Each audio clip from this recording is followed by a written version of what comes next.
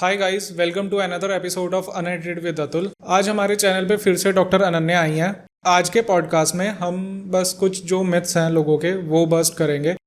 लोगों के मन में काफ़ी सारे डाउट्स आते हैं डॉक्टर को लेके, जो वो डॉक्टर से पूछते हैं या फिर वो नहीं भी पूछते हैं, बस वो अपने मन में ऐसा होता है कि वो सोच के रख लेते हैं कि ये चीज़ ऐसी है तो ऐसी ही है, उनको किसी ने बोल दिया तो वो उस चीज़ को सच मान लेते हैं। बट आज के पॉडकास्ट में हम उनमें से कुछ मिथ्स को बस्ट करेंगे। और अगर आपको ये वीडियो अच्छी लगे तो प्लीज़ मेरे चैनल को सब्सक्राइब करें, वीडियो को लाइक करें, कमेंट करें एंड मेरी वीडियो को ज़्यादा से ज़्यादा शेयर करें। चलिए स्टार्ट करते हैं। Hi, welcome back Ananya to another episode of unedited with Atul. Thank you so much for having me again. यार, आज का ना पॉडकास्ट बड़ा सिंपल रखते हैं। कुछ मिथ्स होते हैं हर किसी के, जो कि डॉक्टर की लाइफ से रिलेटेड, डॉक्टर से रिलेटेड होते हैं, बट उन्हें ये नहीं पता होता कि ये मिथ है। फैक्ट कुछ और है जो कि बस मेडिकल प्रोफेशन में उसे पता है। तो आज ऐसे ही कुछ मिथ्स को बस्ट करते हैं। डन। अच्छा, पहला जो मिथ है ना, ये ना घर घर की कहानी है। लोगों के मन में एक मिथ ये है कि नेचुरल जो रेमेडीज होती हैं वो हमेशा सेफर होती हैं दवाइयों से। यार ये चीज़ ना मैंने भी बहुत सुनी है कि लोगों को लगता है कि नेचुरल रेमेडीज कर लेते हैं तो हम ठीक हो जाएंगे। It's not always as effective. जो नेचुरल रेमेडीज होती है ना वो क्योर से ज़्यादा ना सिर्फ और सिर्फ आपको सिम्टोमेटिक रिलीफ दे देंगी।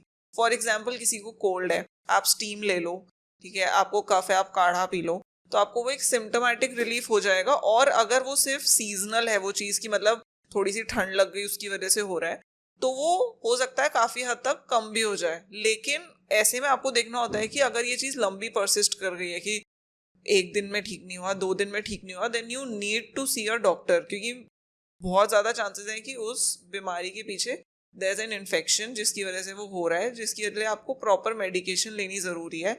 लोग क्या करते हैं, नेचुरल रेमेडी लेते रहते हैं और ये चीज फिर इतनी ज्यादा प्रोलॉन्ग हो जाती है कि फिर बहुत ज़्यादा तबीयत खराब करके वो डॉक्टर के पास आते हैं कि जी हम तो इतने दिन से मेहनत कर रहे हैं बट हम ठीक ही नहीं हो रहे हैं।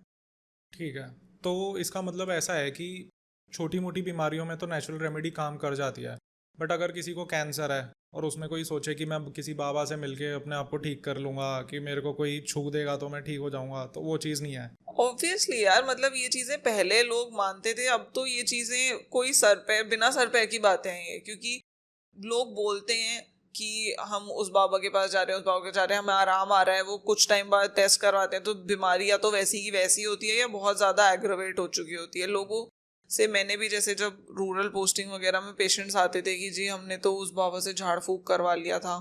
मतलब आज के टाइम पे ये चीज़ें ऐसा लगता है कि ऐसे कौन बोलता है, बट सरप्राइजिंगली ये चीज़ें बहुत ज़्यादा कॉमन प्रैक्टिसेस हैं अभी भी इंडिया में, जो कि बहुत गलत है। मतलब अवेयरनेस लोगों को इस चीज़ की होनी ज़रूरी है कि एक बार अगर आप प्रॉपर ट्रीटमेंट ले लोगे तो शायद आप बाद में जो बहुत ज़्यादा खर्चा आने वाला है उससे आप शायद बच जाओगे पहले ही।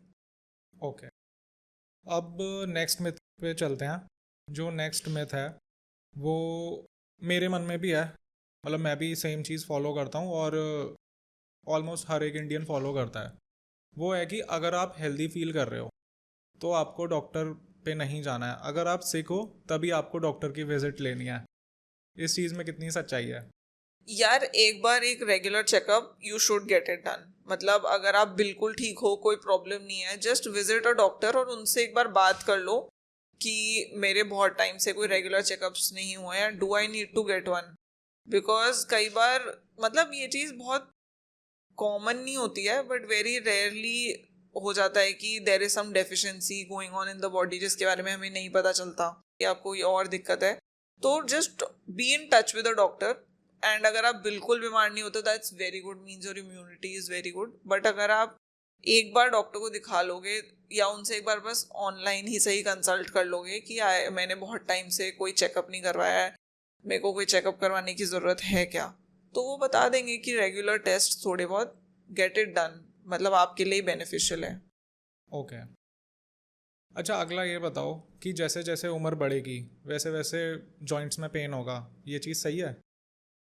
नहीं, इट्स नॉट नॉर्मल, मतलब जॉइंट में पेन होना एट एनी एज। और अगर आपको बहुत कम एज में जॉइंट में पेन हो रहा है तो वो तो और ज़्यादा कंसर्न की बात है। आपको एक ऑर्थो को दिखाना चाहिए, वो आपका एक्सरे करवाएंगे और उसके अकॉर्डिंग आपको मेडिसिन देंगे। ठीक है, आपके कुछ ब्लड टेस्ट करवाएंगे, may be due to vitamin deficiency भी हो सकता है कि आपको हो रहा हो, बट इट्स नॉट नॉर्मल कि कम एज में पेन हो।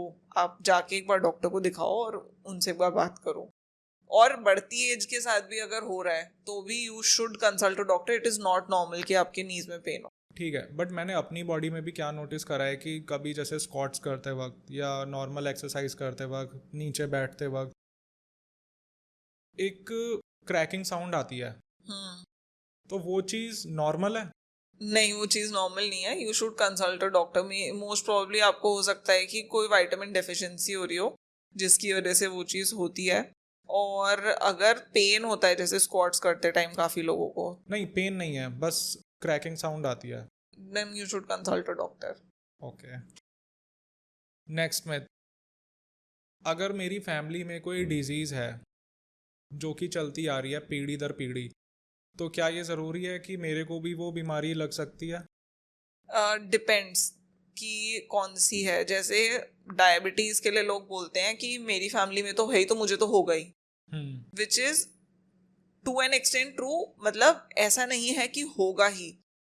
नॉर्मल कि जिसकी फैमिली में ये चीज नहीं रन करती है उससे आपको होने के चांसेस ज्यादा है। कोई श्योरिटी नहीं है कि होगा ही। कई बार क्या होता है कि जिनकी फैमिली में चल रहा होता है वो अपना लाइफस्टाइल इतना अच्छा रखते हैं कि उनको नहीं होता, लेकिन जिनकी फैमिली में नहीं चल रहा होता उनका लाइफस्टाइल इतना बेकार होता है कि उन्हें हो जाता है। कुछ लाइफस्टाइल डिजीजेस हैं जो आपको ज्यादा होने के चांसेस हैं क्योंकि आपकी फैमिली में रन करता है, बट कोई गारंटी नहीं है कि वो चीज़ आपको होगी। अगर आप अपनी हेल्थ का ध्यान रख रहे हो, फॉर एग्जाम्पल डायबिटीज़ ले लेते हैं या ब्लड प्रेशर ले लेते हैं, तो बीपी की प्रॉब्लम आपकी फैमिली में है लोगों को, लेकिन बीपी और शुगर कंप्लीटली लाइफस्टाइल डिसऑर्डर्स हैं। अगर आप अपनी बॉडी का बहुत ध्यान रख रहे हो, आप वर्कआउट प्रॉपरली कर रहे हो, आप शुगर इनटेक मॉनिटर कर रहे हो अपना, ठीक है, आप अपनी स्लीप अच्छी रख रहे हो, स्ट्रेस को अंडर कंट्रोल रख लो, तो बहुत कम चांसेस हैं कि आपको ये चीज़ें होंगी। वो ही है, at the end it all comes down to you. ठीक है, लेकिन कुछ ऐसी बीमारियां हैं जो जेनेटिक होती हैं और वो जेनेटिकली पास होती हैं, लेकिन वो कुछ एक्सट्रीम केसेस होते हैं जिनमें हो जाता है। जैसे कैंसर्स हैं कुछ कुछ जो जेनेटिक होते हैं कि आपको उनके लिए अपने आप को स्क्रीन करवाना चाहिए। अगर आपकी फैमिली में इस टाइप के कोई एक आध कैंसर्स होते हैं, वो अगर हुए हैं तो आपको अपने आप को एक बार टेस्ट करवा लेना चाहिए कि इन कैंसर के जीन्स आप में हैं या नहीं है। फॉर एग्जाम्पल ब्रेस्ट कैंसर में ये चीज़ होती है, and if it runs in your family you should get your self checked. और अगर वो पॉजिटिव आता है तो उसकी अलग कोर्स ऑफ एक्शन होता है, लेकिन कुछ होती हैं बीमारियां जो एक्चुअली जेनेटिकली पास ऑन होती हैं। ठीक है, तो यानी कि अगर कोई अपना हेल्दी लाइफस्टाइल रखे, डाइट कंट्रोल करे, एक्सरसाइज करे, तो काफ़ी सारी बीमारियों से बचा जा सकता है।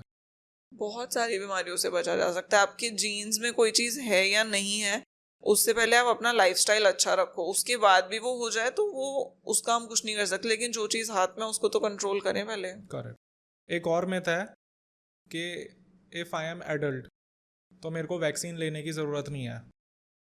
यार कुछ वैक्सीन्स होती हैं जो आपको विद टाइम लेनी पड़ती हैं, जैसे इन्फ्लुएंजा की वैक्सीन हो गई, ठीक है, फिर निमोनिया की एक न्यूमोवैक्स वैक्सीन होती है, वो एवरी 4 years लेनी चाहिए। कुछ वैक्सीन्स होती हैं जो आपको लेनी पड़ती हैं, जैसे टेटनस का जो शॉट होता है, what is it, it's a vaccine, ठीक है, वो लेनी बहुत ज़्यादा ज़रूरी है, ठीक है, वो आपको लेनी ही चाहिए।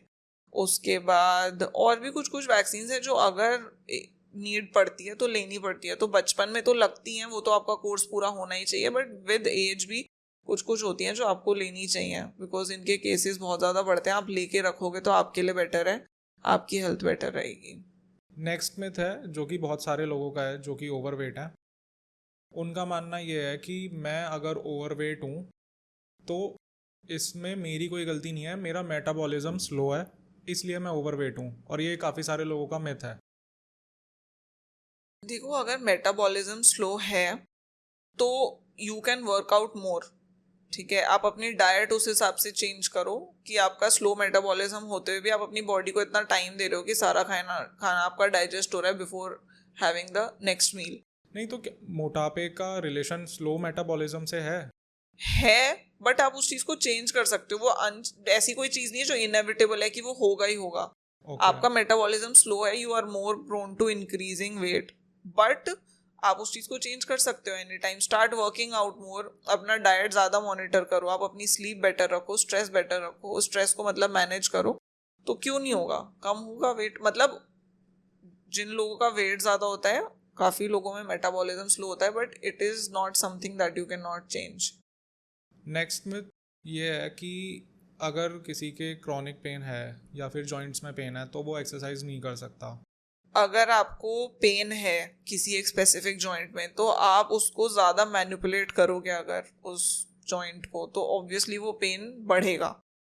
तो it's better to keep in touch with a doctor और अ फिजियोथेरेपिस्ट. पहले आप डॉक्टर को दिखाओ, वो आपको एक ट्रीटमेंट प्लान दे देंगे. उनसे आप एक गाइडेंस ले लो कि मेरे को कैसे इसको ठीक करना है. जैसे जैसे वो पेन ठीक हो, फिर आप अपनी एक्सरसाइज रिज्यूम करो कोई. और अगर आप कर भी रहे हो तो कोई ऐसी एक्सरसाइज मत करो जिससे वो एक पर्टिकुलर जॉइंट जिसमें बहुत ज़्यादा पेन है वो मैनिपुलेट होगा. लोगों को क्या लगता है, पेन हो रहा है, वर्कआउट करते रहते हैं, ठीक हो जाएगा विद टाइम. हो सकता है कि वो और ज़्यादा बेकार हो जाए वो पेन, और फिर आपको ज़्यादा दवाइयों की ज़रूरत पड़े या ज़्यादा मेजर्स की ज़रूरत पड़े उसको ठीक करने के लिए. तो पहले डॉक्टर से मिलकर आप वो पेन को ठीक करो, फिर आप एक्सरसाइज करो. यार जो नेक्स्ट में था ना, मतलब इस चीज़ को लेके मैंने काफ़ी लोगों से बात करी है, काफ़ी लोगों ने मुझसे बात करी है. लोगों को गुस्सा आता है, मारने मारने को दौड़ते हैं. ये मिथ जिम से रिलेटेड है, और लोगों का मानना है कि अगर हम फ़ैन बंद कर देंगे जिम में तो हमारी एक्सरसाइज और ज़्यादा बेटर होगी. यार ऐसा कुछ नहीं है. Obviously it's good to sweat, लेकिन आप गर्मियों में इतना मत स्वेट करो कि एट द एंड आपको स्किन इन्फेक्शन ही हो जाए. आई हैव सीन पीपल की हम वर्कआउट करते थे, हमें बहुत पसीना आता था, बट फिर हमें वर्कआउट छोड़ना पड़ा क्योंकि हमें स्किन इन्फेक्शन हो गया था, जिसकी वजह से अगर हमें और ज़्यादा स्वेटिंग होती तो हमें और ज़्यादा वो इन्फेक्शन स्प्रेड हो जाता. तो इस वजह से हमें डॉक्टर ने मना कर दिया था कि अभी कोई भी ऐसी चीज़ मत करो जिससे कुछ टाइम के लिए जिससे बहुत ज़्यादा एक्सेसिव स्वेटिंग हो आपको. तो एवरीथिंग, वो कहते हैं ना, हर चीज़ करो लेकिन to an extent. It's good to sweat, लेकिन you need to make sure कि your skin is not getting infected in it. ये इस चीज़ में कितनी सच्चाई है कि अगर पसीना आ रहा है तो ही एक्सरसाइज हो रही है, तो ही फैट कम हो रहा है बॉडी ऐसा से? कुछ नहीं है यार, ऐसा कुछ भी नहीं है. Obviously it's good to sweat, आपके पोर्स खुल जाते हैं, लेकिन ऐसा कुछ नहीं है कि पसीना निकलने से ही वेट लॉस हो रहा है. ऐसा कुछ नहीं है कि पसीना निकलेगा अभी तो ही तो वेट जिम लॉस. में जैसे ऐसा देखा है कि 50 डिग्री बाहर टेम्परेचर है और अंदर जाके लोग पंखे बंद करके जिम कर रहे हैं. नहीं, वो तो स्टूपिडिटी है ना. फिर लोगों को ऐसे ही तो चक्कर आ जाते हैं सफोकेशन की वजह से. आपको गर्मी इतनी लग रही है, पंखा नहीं चलाते, एसी नहीं चलाते, स्किन इन्फेक्शन तो होते ही होते हैं. लोग चक्कर खा के गिर जाते हैं इस चक्कर में कि इतना ज़्यादा सफोकेशन हो गया अंदर और वेंटिलेशन प्रॉब्लम हो गया कि लोगों को चक्कर आ गया और वो गिर गए. तो नहीं है सही यार, चलाओ पंखे चला के एक्सरसाइज करो. एक्सरसाइज अच्छे से करोगे तो वेट कम होगा, ऐसा कुछ नहीं है. सही है. ओके, जो नेक्स्ट में था, ये काफ़ी सारे जो जिम लोग जाते हैं उनका है. उनका मानना ऐसा है कि जो हम प्रोटीन लेते हैं, प्रोटीन सप्लीमेंट लेते हैं, तो वो किडनीज पे अफेक्ट नहीं करता. ये मिथ है कि ये फैक्ट है? जैसे अभी हम बात कर रहे थे कि किसी भी चीज़ की अति बेकार है, ठीक है, तो आप प्रोटीन उतना लो जितना आपकी बॉडी की नीड है. हम्म. और जैसे मैंने लास्ट वीडियो में जब हम बात कर रहे थे तो मैं आपको बताया था कि एक तो आप ये देखो कि आप ब्रांड कौन सी ले रहे हो. क्योंकि लोगों को मैंने देखा है कि कोई एक स्पेसिफिक ब्रांड का ले रहे थे, वो प्रोटीन इतना बेकार था कि उससे उनके किडनी फंक्शंस बहुत ज़्यादा बढ़ गए. ठीक है, उनको वो ऑल टुगेदर बंद करना पड़ा बहुत महीनों तक. उससे बेटर है कि आप अगर ले रहे हो तो आप पहले ब्रांड के ऊपर रिसर्च करो कि वो ब्रांड कितनी ऑथेंटिक है, वो क्या क्या प्रोडक्ट्स उसमें डाल रही है, उनके बारे में थोड़ा पढ़ो, उनके पास कौन कौन सी सर्टिफिकेशंस हैं. उसके बाद जब आप एक अच्छा प्रोटीन ले लेते हो, उसके बाद आपका काम है कि आप उस प्रोटीन का जो अमाउंट ले रहे हो डेली, वो आप सही ले रहे हो. ठीक है, लोग क्या करते हैं कि जो हमारा नॉर्मल बॉडी की रिक्वायरमेंट है प्रोटीन की, वो है 1 ग्राम पर kg. ठीक है, अगर आपका वेट 70 kgs है तो आपकी daily body requirement is 70 grams of protein. ठीक है, लोग क्या करते हैं कि अच्छा मेरा बॉडी वेट तो 70 है, मेरी रिक्वायरमेंट इज 140, सीधा डबल कर देते हैं. ठीक है, वो ये नहीं सोचते हैं कि इसको बॉडी से वॉश आउट करने के लिए आपकी किडनीज पे कितना इफेक्ट पड़ेगा. अगर आप प्रोटीन ले रहे हो तो पहली बात तो जितनी बॉडी की रिक्वायरमेंट है उसको उतने को कंप्लीट करो. ठीक है, उससे ज़्यादा आपको नहीं है ज़रूरत. ठीक है, और अगर आप उससे ज़्यादा भी ले रहे हो ना, be in touch with a dietitian, be in touch with a doctor. और अगर आप कोई भी प्रोटीन ले रहे हो तो अगर आप उसको नॉर्मल लिमिट्स में ले रहे हो तो वो आपको नहीं हार्म करेगा। बट फिर भी कई बार क्या होता है कि ब्रांड प्रॉमिस बहुत कुछ करती है लेकिन वो एट द एंड खराब निकलता है प्रोटीन। जैसे अभी पीछे एक सर्वे भी हुआ था, उसमें बहुत सारी ब्रांड्स के बारे में पता चला कि बेकार हैं वो ब्रांड्स। तो just to be double sure, even after using a good brand, get yourself regularly checked, be in touch with a doctor। उनसे मतलब आप ऐसे रेगुलर बेसिस पे बस बात ही कर लो कि मैं ले रहा हूँ, तो every 6 months you can get your self tested कि मेरी बॉडी में कुछ मेरे पैरामीटर्स ऊपर नीचे तो नहीं हो रहे हैं, otherwise you good to go. कोई प्रॉब्लम होती नहीं है प्रोटीन सप्लीमेंट लेने में। ऐसे जैसे मैंने भी बहुत लोगों को बोलते हुए सुना है कि प्रोटीन लेंगे तो किडनी खराब हो जाएगी। लिमिट में लो और रेगुलरली चेक कराते रहो, कुछ नहीं होगा। ठीक है, तो कोई स्पेसिफिक प्रोटीन ब्रांड जो आप सजेस्ट करते हो लोगों को कि अगर आप इस ब्रांड का प्रोटीन खाते हो तो ये सेफ है, मतलब डॉक्टर्स क्या रिकमेंड करते हैं? डॉक्टर्स तो नहीं यार, कुछ ऐसी ब्रांड्स आती हैं जो मार्केट में ऐसे अवेलेबल नहीं होती, वो आपको क्लिनिक्स पे ही मिलेंगी। ठीक है, क्योंकि वो लोग बनाते हैं जो दवाइयाँ बना रहे हैं, वो देके जाते हैं कि ये हमारा प्रोटीन हमने निकाला है, आप ट्राई कर लो। तो वो अच्छा होता है, वो सेफ होता है, क्योंकि जो फार्मा कंपनीज में जो भी चीज़ें बनती हैं वो हमेशा उनके ऊपर रेगुलेशन ज़्यादा होती हैं, तो वो हमेशा टेस्ट करते ही हैं उनको, तो वो बेटर होते हैं। बट स्टिल आप कोई भी ब्रांड लो, अब जैसे बहुत फेमस ब्रांड्स जो हैं कुछ, उनकी भी कॉपी बिकती है इंडिया में। सही है। ठीक है, जैसे पीछे आया था कि ऑन की कॉपी बिक रही थी मेरठ में, कोई फैक्ट्री थी। ठीक है, तो उसमें आप कैसे पता करोगे? कहने को ऑन बहुत ट्रस्टेड ब्रांड है, बट बेस्ट यही है कि अगर आप कोई भी ब्रांड का सामान मतलब प्रोटीन मंगवा रहे हो स्पेसिफिकली, तो आप उनको डायरेक्ट उनकी वेबसाइट से ऑर्डर करो। जो ये थर्ड पार्टी जो लोग बेच रहे हैं ना, इनसे मत लो, आप डायरेक्ट उनकी वेबसाइट से ऑर्डर करो। आपको 5 दिन लेट मिलेगा, लेकिन आपको ये श्योरिटी मिलेगी कि ये प्रॉपर उन्हीं की ब्रांड का प्रोडक्ट मैं खा रहा हूँ, मैं एटलीस्ट इसकी कॉपी नहीं खा रहा हूँ। अच्छा, मैंने एक और चीज़ नोटिस करी है कि प्रोटीन लेने से काफ़ी सारे लोगों को ना ब्लोटिंग होती है और डाइजेशन में प्रॉब्लम होती है, तो इस चीज़ का क्या रिलेशन है? यार काफ़ी लोगों को ना सूट नहीं करता है प्रोटीन। ठीक है, और स्पेसिफिकली कुछ ब्रांड्स का नहीं सूट करता है।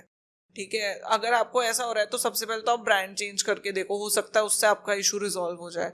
लेकिन अगर फिर भी आपको हो रहा है तो इट्स बेटर कि आप प्लांट बेस्ड प्रोटीन पे शिफ्ट कर जाओ। ओके। क्योंकि plant based protein is more safe, उसमें वो सिर्फ सीड्स और सोया और पीस वगैरह से बना होता है। तो जो लोगों को, कुछ लोगों को जैसे मिल्क प्रोडक्ट से एलर्जीज होती हैं, तो उससे उनका एग्रेवेट हो जाता है। तो अगर आपको हो रहा है ब्रांड चेंज करने के बाद भी, तो इट्स बेटर कि आप एक बार प्लांट बेस्ड प्रोटीन लेके देखो, उससे नहीं होती फिर ब्लोटिंग। अच्छा, आप मेरे को अब ये बताओ कि जो प्री वर्कआउट सप्लीमेंट्स होते हैं तो वो क्या वर्कआउट से पहले लेना ज़रूरी है? या प्री वर्कआउट का आप कुछ नेचुरल सोर्स भी ढूंढ सकते हो, आप कॉफ़ी ले सकते हो। आजकल बहुत ऐसे मिक्सचर्स भी आते हैं, आप घर पे जिंजर और लेमन का कुछ बना के combination with turmeric, I was researching, तो मैंने देखा it is a very good pre workout, तो आप वो भी ले सकते हो। ऐसे एब्सोल्युटली नेसेसरी नहीं है, आप उसको सब्स्टिट्यूट कर सकते हो नेचुरल चीज़ों से। बट वैसे अगर देखा जाए तो प्री वर्कआउट सप्लीमेंट्स भी एक तरीके से कैफीन ही होता है उसमें भी। हाँ होता है, आप ले सकते हो। काफ़ी लोगों को सूट नहीं करते हैं प्री वर्कआउट, मैंने लोगों को देखा है जिनको थोड़ा प्रॉब्लम होती है, एक्सेसिव स्वेटिंग होने लगती है कभी कभी। कुछ कुछ केसेस में ऐसा होता है कि इचिंग होती है, स्किन रेड हो जाती है। एग्जैक्टली कि कुछ कुछ लोगों को प्री वर्कआउट सप्लीमेंट सूट नहीं करते हैं, तो उसके केस में आप उसको सब्स्टिट्यूट कर सकते हो विद अ नेचुरल इंग्रेडिएंट। कुछ भी आप कर सकते हो, आप कॉफ़ी ले सकते हो, एक कॉन्कॉक्शन आता है of ginger, lemon and turmeric, इन सबको मिक्स करके भी लोग बनाते हैं प्री वर्कआउट्स एट होम, तो वो आप ले सकते हो। तो लोगों का मानना ऐसा है कि जो सप्लीमेंट्स अभी मार्केट में अवेलेबल हैं वो सारे के सारे टेस्टेड हैं एंड रेगुलेटेड हैं, क्या ये चीज़ सच है? यार कोई गारंटी नहीं होती है, मतलब वो कम्प्लीटली जो कंपनी किस बेसिस पे काम कर रही है उस पर डिपेंड करता है। काफ़ी सारी companies are true to their word कि अगर वो बोल रहे हैं कि वो टेस्टेड है तो वो टेस्टेड होते हैं। काफ़ी सारी कंपनीज टेस्ट नहीं करवाती हैं।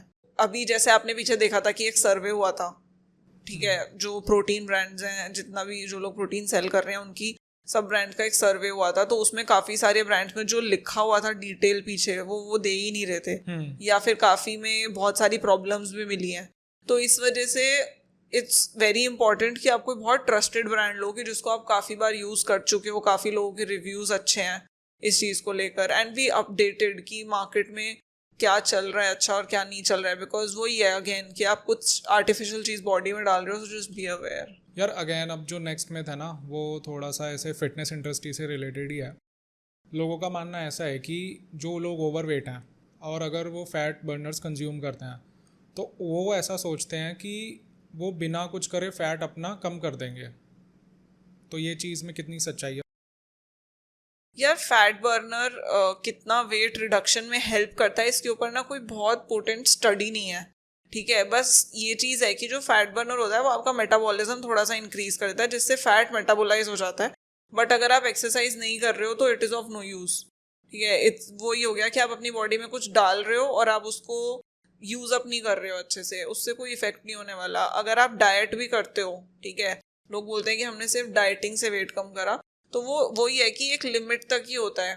अगर आपको अच्छे रिजल्ट चाहिए तो आपको डाइटिंग के साथ जैसे एक्सरसाइज करनी पड़ेगी, वैसे ही अगर आपको अच्छे रिजल्ट चाहिए तो आपको फैट बर्नर के साथ भी एक्सरसाइज करनी पड़ेगी एंड डाइट भी करनी पड़ेगी। इट्स जस्ट मैं वैसे होता है कि जस्ट हेल्प्स थोड़ा सा मेटाबॉलिज्म इंक्रीज करने में।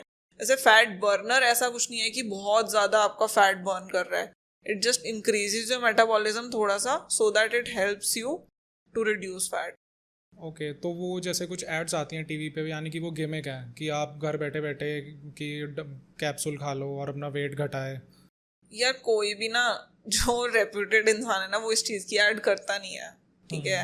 क्योंकि पीछे अभी I was reading this article that Shilpa Shetty she refused to do an ad जो कि ऐसे ही कुछ क्लेम्स कर रहे थे कि आप ये खाओ और आपका फैट रिड्यूस हो जाएगा, because it's not true, it's impossible. वही है, इट्स अ गिमिक, लोगों को बेवकूफ बनाने की टेक्निक है कि आप ये दवाई खा लो और आपका फैट कम हो जाएगा। अगर ऐसा होता तो दुनिया में कोई ओबीस ही ना होता। अगर ऐसी दवाई सच में इतनी ज्यादा उस इफेक्टिव होती तो फिर सही कोई बात है। तो मोटा ही नहीं होता कोई फिर। ठीक है, तो यानी कि अगर फैट कम करना है तो मेहनत तो करनी पड़ेगी। हाँ ऑब्वियसली। अब ऐसे सोचो कि आप रोज उठ के आप नहाते हो, ठीक है, क्यों नहाते हो? ताकि आपकी स्किन अच्छी रहे, आपका बॉडी में इन्फेक्शंस ना लगे, तो आपको रोज उठ के एक्सरसाइज भी करनी चाहिए ताकि बॉडी के अंदर चीजें हेल्दी रहें। अब जो ये नेक्स्ट मिथ है ये मेरे मन में भी एक सवाल है और काफ़ी सारे लोगों के मन में ये सवाल रहता है कि जो डॉक्टर्स होते हैं वो काफ़ी ज़्यादा पैसा कमाते हैं। तो ये मिथ है कि ये फैक्ट है? यार जब आप एक लेवल पे पहुंच जाते हो, अच्छे लेवल पे, तो आप ऑब्वियसली कमाते ही हो बहुत, लेकिन ऐसा कुछ नहीं है कि डॉक्टर्स ही कमा रहे हैं। मुझे ऐसा लगता है कि इंजीनियर्स और एमबीए वाले हमसे ज्यादा कमा रहे हैं, ठीक है, बट डॉक्टर्स का ऐसे वो हो जाता है कि ओ ये डॉक्टर है तो बहुत कमाता होगा। आप जब एक लेवल पे पहुंच जाते हो तो आप बहुत कमाते हो। और मेरे को लगता है हर फील्ड में अब वही है यार, सब उतना ही कमा रहे हैं जितना बाकी लोग कमा रहे हैं। ऐसा कुछ नहीं है कि डॉक्टर्स बहुत ज्यादा कमा रहे हैं। आप हॉस्पिटल में जाके देखो, सैलरी वही है, जो इंजीनियर्स का जो पैकेज होता है वही लगा हुआ है डॉक्टर्स का, ऐसा कोई बहुत ज्यादा नहीं है। और ऊपर से लोग हेल्थ केयर में खर्चा कहाँ करना चाहते हैं यार। लोग 10,000 का बिल रेस्टोरेंट में पे करके आ जाएंगे या कुछ खरीद लेंगे, बट वहीं अगर उनको 8-9,000 का टेस्ट करवाना पड़ जाए, ठीक है, जो लाइफ सेविंग डायग्नोसिस कर सकता है, तो उसमें उनको लगता है कि बहुत खर्चा हो गया आज तो हमारा। लोग हेल्थ केयर में खर्चा, डॉक्टर ने लूट लिया। हाँ कि डॉक्टर ने लूट लिया। लोग हेल्थ केयर में खर्चा ही नहीं करना चाहते हैं। उनको ऐसा लगता है कि जब तक बिल्कुल बीमारी सर पे नहीं आ जाएगी ना, लोग खर्चा नहीं करना चाहते हैं उस चीज में। नहीं, बट काफ़ी सारे डॉक्टर्स ऐसे होते हैं ना कि अभी जैसे एक वीडियो वायरल हुई थी कि एक लड़के ने वीडियो बनाई हुई थी मेदांता हॉस्पिटल में कि वहाँ पे नीचे रोल्स रॉयस खड़ी हुई है, पॉर्श खड़ी हुई है। यार आप ऐसे सोचो कि जैसे कंपनी सीईओज हैं, ठीक है, वो बहुत कमा रहे हैं, तो वैसे ही होता है कि जो डॉक्टर्स जो उस लेवल पे पहुंच जाते हैं उस एज में जाके, तो वो भी इतना कमा रहे हैं। फिर स्टार्ट सब वहीं से करते हैं, आप लगे रहो लगे रहो लगे रहो। तो जितना इंजीनियर्स और एमबीए करके लोग सीईओ बन के कमा रहे हैं, उतना ही डॉक्टर्स कमा रहे हैं फिर उस लेवल पे पहुंच के। अभी क्या है कि एक बीमारी निकल के आई है एमपॉक्स, तो वो काफ़ी ज़्यादा स्प्रेड हो रहा है, उसके काफ़ी केसेस सुनने में आ रहे हैं। तो क्या ये कोविड जितना स्प्रेड हो सकता है? यार एमपॉक्स उतना स्प्रेड मतलब पॉसिबल अभी तो नहीं है, क्योंकि एमपॉक्स जो है वो बहुत क्लोज कांटेक्ट से स्प्रेड होता है कि आप या तो बहुत ज़्यादा क्लोज कांटेक्ट में किसी के साथ हो या फिर उनका फ्लूइड्स किसी तरह एक्सचेंज हो रहे हैं तो ही एमपॉक्स स्प्रेड करता है। वरना जैसे कोविड के टाइम पे आप स्नीज कर रहे हो या कफ कर रहे हो, उससे भी आप इन्फेक्शन स्प्रेड कर रहे थे, तो वो एमपॉक्स के साथ सीन नहीं है। तो एमपॉक्स उतना नहीं स्प्रेड करेगा, but it is an emergency. Obviously WHO ने गाइडलाइंस भी निकाल दी हैं, people need to be very conscious कि क्योंकि एमपॉक्स बहुत ज़्यादा स्प्रेड कर रहा है, बट इतना नहीं है जितना कोविड था। एमपॉक्स के सिम्टम्स क्या हैं? सिम्टम्स हैं यार, रैश होगा आपको, और मैक्सिमम केसेस में देखा जाता है कि रैश के साथ साथ ना मतलब ऐसे फोड़ा सा हो जाएगा और उसके अंदर पानी भर जाता है थोड़ा सा, ठीक है, तो वो हो जाते हैं रैशेस। उसके साथ आपको बॉडी एक, ठीक है, फिर फीवर, ये सब सिम्टम्स हैं एमपॉक्स के। तो अभी यानी कि फिलहाल नथिंग टू वरी अबाउट। अभी तो नहीं as of now, but people should be updated कि क्या चल रहा है, मतलब कीप रीडिंग अबाउट इट, कि सिंस एक बीमारी है जो स्प्रेड हो रही है तो इट्स बेटर कि आप अपडेटेड हो उस चीज़ को लेके। अच्छा, अभी ना एक चीज़ सुनने में ये आती है, जो लोग बहुत ज़्यादा मीठा खाते हैं, कि चीनी एसेंशियल है बॉडी के लिए। उन लोगों का मानना ऐसा है कि थोड़ी सी चीनी एसेंशियल है बॉडी के लिए, और अगर आपने वो खानी छोड़ दी तो आपकी बॉडी बेकार हो जाएगी। इस चीज़ में कितनी सच्चाई है? यार ऐसा कुछ भी नहीं है, ये मैंने भी सुना है कि लोग बोलते हैं कि थोड़ी सी चीनी तो खानी चाहिए, बिल्कुल क्यों छोड़नी है, दिक्कत होगी, बिल्कुल बंद नहीं करनी चाहिए कोई भी चीज़। ऐसा कुछ नहीं है, आपकी बॉडी को ग्लूकोज चाहिए होता है, ठीक है, तो जब आप कार्ब्स खाते हो तो वो भी ब्रेक डाउन होकर ग्लूकोज के फॉर्म में आते हैं। जो एग्जैक्ट अमाउंट होता है शुगर कितनी है आपकी बॉडी में, वो आपका 2 आवर्स बाद ही आपको चेक करना चाहिए।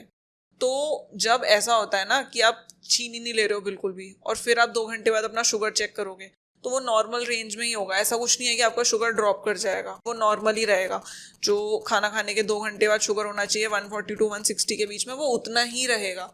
ऐसा कुछ नहीं है कि चीनी बहुत ज़्यादा एसेंशियल है बॉडी के लिए। लोग मैंने ऐसे भी देखे हैं कि वो कम्प्लीटली शुगर छोड़ देते हैं एंड दे आर फाइन। आप नॉर्मल खाना खाओ, अगर आपको बहुत शौक है चीनी खाने का, आपको पसंद है तो खाओ, कोई प्रॉब्लम नहीं है ऐसे, बट ऐसा कुछ नहीं है कि छोड़ दी तो कुछ दिक्कत हो जाएगी। अच्छा, बेनिफिट्स क्या हैं अगर कोई कम्प्लीटली शुगर छोड़ देता है तो? यार देखो, शुगर खाने के ना ऐसा सच कुछ बेनिफिट्स नहीं है, बट अगर आप शुगर कम्प्लीटली छोड़ देते हो ना तो उसके बेनिफिट्स ये हैं कि शुगर बॉडी में जाके ना ग्लाइकेशन करता है। मतलब जब आप किसी भी चीज़ के ऊपर चीनी लगा के छोड़ते हो तो क्या होता है, वो चीज़ सड़ने लगती है, ठीक है, तो वो ही होता है बॉडी के अंदर। जब चीनी एक्स्ट्रा हो जाती है ना बॉडी के अंदर, जिन लोगों को शुगर हो जाता है, तो वो अंदर से ऑर्गन्स को खराब करने लगती है। बट अगर आप चीनी वही छोड़ दोगे ना तो आप देखोगे कि बॉडी लाइटर है, फेस पे ग्लो है, ठीक है, आपका वेट इतना नहीं इंक्रीज होगा जितना नॉर्मली होता है जो लोग शुगर कंज्यूम करते हैं। तो शुगर कंजम्पशन ज़्यादा करने के तो ड्रॉबैक्स हैं ही, बट बेनिफिट्स बहुत हैं अगर आप छोड़ दो तो। नॉर्मल कोई अगर टेस्ट के लिए खा रहा है तो वो बेशक खा ले, वरना ऐसा कोई उसका एडवांटेज नहीं है शुगर लेने का। हाँ, कोई एडवांटेज नहीं है। अच्छा, अभी जैसे क्या होता है कि लोगों को इंजरी हो गई, कि अगर कोई मसल टीयर हो गया या फिर हड्डी टूट गई, तो लोग क्या काम करते हैं, किसी डॉक्टर को दिखाने की जगह वो प्रेफर करते हैं कि किसी देसी पहलवान के पास चले जाएं। तो ये करना क्या सही है?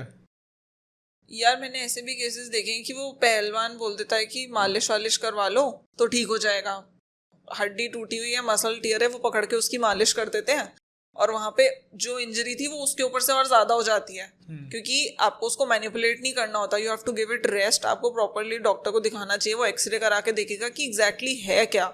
ये चीज स्टार्ट कहाँ से होती है, किसी को छोटी मोटी इंजरी थी, उन्होंने कुछ पेन किलर लगा के खाने के लिए भी दे देते हैं वो लोग दवाई, मैंने तो ये देखा है। हाँ, देते हैं कि खाने के लिए दवाई दे देंगे वो आपको, वो खा के छोटे मोटे पेन तो ठीक हो जाते हैं। लेकिन फिर क्या करते हैं कि जिनको बड़ी चोट लग गई उन पहलवान के पास ही जा रहे हैं, वो क्या करते हैं, मालिश करी, उसको अच्छे से प्रेस कर करके उसको और मैनिपुलेट करके, वो ठीक तो होता नहीं है, फिर खराब हो जाते हैं जब केसेस, तब वो आते हैं डॉक्टर के पास। तो ऐसे में लोगों को क्या करना चाहिए? अगर आपको चोट लगी है तो आप पहले एक बार ऑर्थो के पास जाओ, वो एक्सरे करा के देखे तो कि क्या है क्या नहीं है, पता तो चलेगा कि अंदर क्या प्रॉब्लम हो रही है। फिर उसके बाद समझ में आएगा कि हाँ डॉक्टर को कि ये दिक्कत है, वो उस हिसाब से दवाई दे देगा। बट जो ये पहलवान लोग जो होते हैं वो बोलते हैं कि अरे यार, आप डॉक्टर के पास जाके अपने पैसे बर्बाद कर रहे हो, डॉक्टर के पास क्यों जा रहे हो, वो तो आपको खाने के लिए मेडिसिन दे देंगे, इसका इलाज तो बस ये है कि इस पे तो मालिश ही चलेगी। ऐसा नहीं है, वो क्या करते हैं कि वो केस खराब कर देते हैं और उसके बाद अगर बंदे के 500 लगने थे तो वो 1000-2000 का खर्चा बिठा देते हैं। फिर जब वो खराब करके आते हैं डॉक्टर के पास, पहलवान के पास भी पैसे गए, डॉक्टर के पास डबल जाएंगे बाद में। तो इससे अच्छा है कि आप पहले ही अच्छे डॉक्टर को दिखा दो कि जी हमें चोट लगी है, और ये पहलवान वगैरह के चक्कर में नहीं पड़ना चाहिए। तो गाइज, ये थी आज की हमारी बातचीत डॉक्टर अनन्या के साथ। इसमें हमने काफ़ी सारे मिथ्स को बस्ट करा है। ये डाउट्स काफ़ी सारे लोगों के जनरली होते हैं। अगर आपके भी कुछ डाउट्स हैं जो आप डॉक्टर अनन्या से पूछना चाहते हैं तो प्लीज़ आप उन डाउट्स को कमेंट करें। मैं कोशिश करूँगा कि नेक्स्ट वीडियो में उनको क्लियर करने का। अगर ये वीडियो आपको अच्छी लगी तो गाइस प्लीज़ मेरे चैनल को सब्सक्राइब करें, वीडियो को लाइक करें और ढेर सारा शेयर करें। Thank you so much.